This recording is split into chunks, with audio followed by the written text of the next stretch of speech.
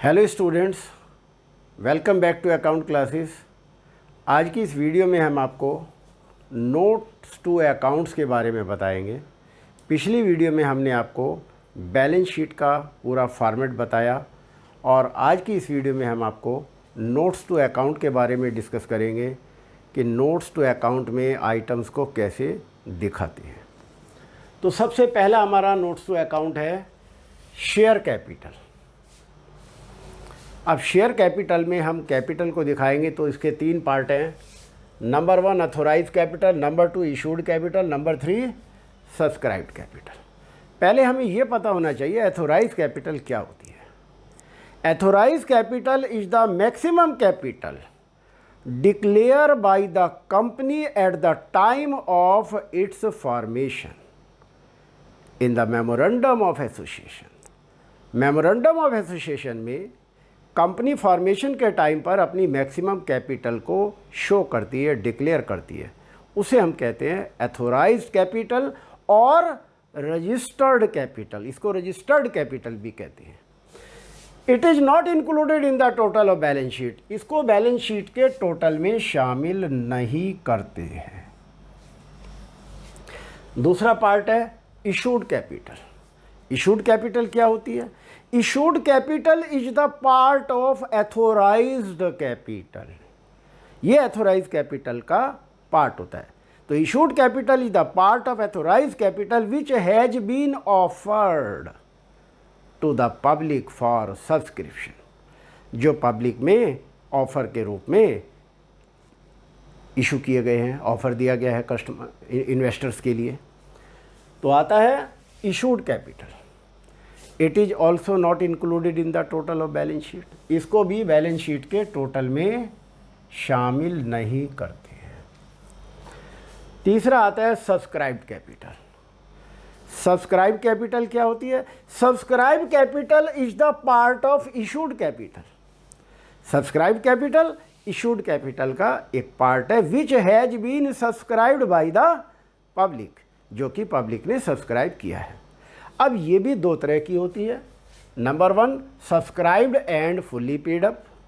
Number 2 subscribed but not fully paid up.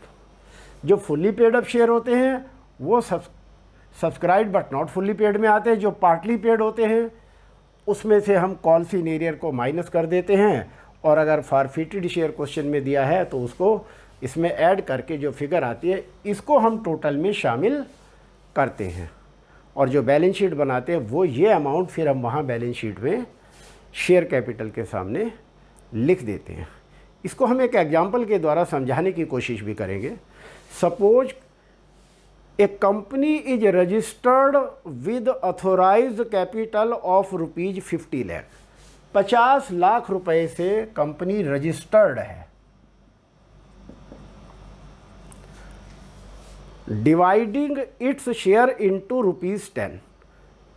10 रुपये का एक शेयर है। Suppose company equity share issue कर रहे हैं तो यहाँ आ जाएगी, इसको 10 से डिवाइड करेंगे तो 5 लाख आ जाएगा। तो यहाँ आ जाएगा 5 lakh equity share of ₹10 each. और इन दोनों की आपस में मल्टीप्लाई करके हम 50 लाख अमाउंट वाले कॉलम में लिख देते हैं। Issued capital. सपोज कंपनी ने 20,000 शेयर इशू किए तो यहाँ आ जाएंगे 20,000 इक्विटी शेयर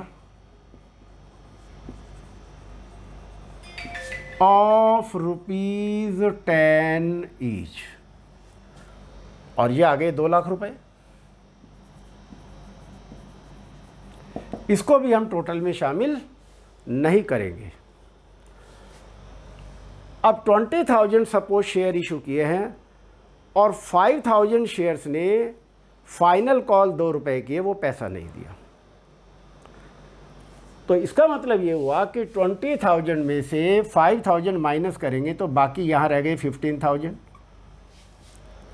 तो 15,000 तो हमारे फुल्ली पेड शेयर हुए। तो 15,000 इक्विटी शेयर ऑफ ₹10 ईच और 1,50,000 आ गया।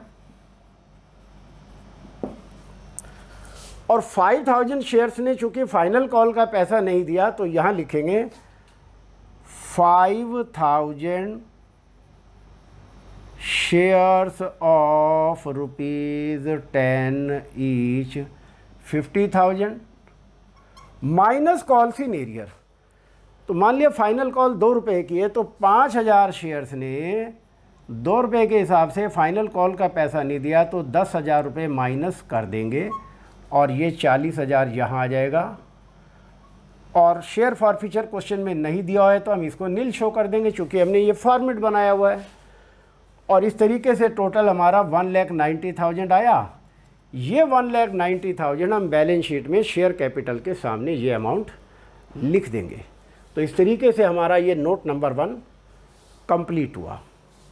अब आते हैं हम note number 2, reserve and surplus. तो रिजर्व एंड सरप्लस में हम क्या क्या आइटम्स याद करेंगे, कौन कौन सी आइटम लिखते हैं। तो सबसे पहला हमारा आइटम आता है जनरल रिजर्व। अगर क्वेश्चन में जनरल रिजर्व दिए हैं तो हमें वो रिजर्व एंड सरप्लस में दिखाएंगे। Securities premium reserve, capital redemption reserve, debenture redemption reserve, statement of PL account यानी कि प्रॉफिट या लॉस। अगर प्रॉफिट दिया होता है प्लस कर देते हैं, लॉस होता है तो माइनस कर देते हैं। और इन सब का टोटल जो आता है वो हम फिर बैलेंस शीट में रिजर्व एंड सरप्लस के सामने वो अमाउंट लिख देते हैं।